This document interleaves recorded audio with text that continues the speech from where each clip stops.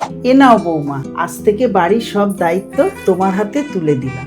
তুমি তো এখন এই বাড়ির গিন্নি, তাই বাড়ির সমস্ত কাজের দায়িত্ব তোমার। আমি বাবা আজ থেকে রিটায়ারমেন্ট নিলাম।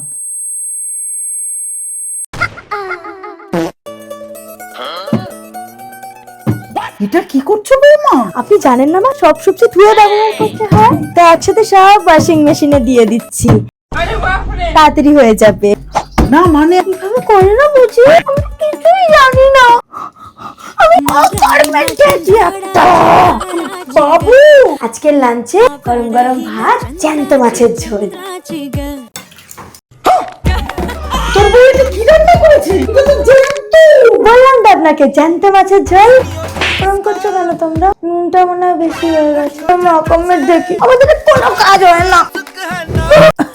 গলা ব্যথা করছে, গার্গেল করব। জল গরম হলো বৌমা? জল গরম হচ্ছে, তার মানে গ্যাস জ্বালতে পারি না তো। এভাবে জল গরম করে না, 2 মিনিটে হয়ে যাবে। দেখুন না, টকবক করে ফুটছে।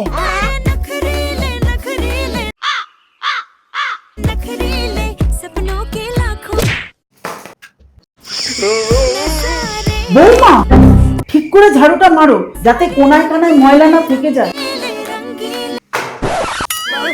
এসব কি করছো বৌমা? তোমাকে তো ময়লা পরিষ্কার করতে বললাম। সব থেকে ময়লা তো আপনার ছেলেটাই। 10 দিন চান করে না, ভালো করে পরিষ্কার করে দেবো আজকে।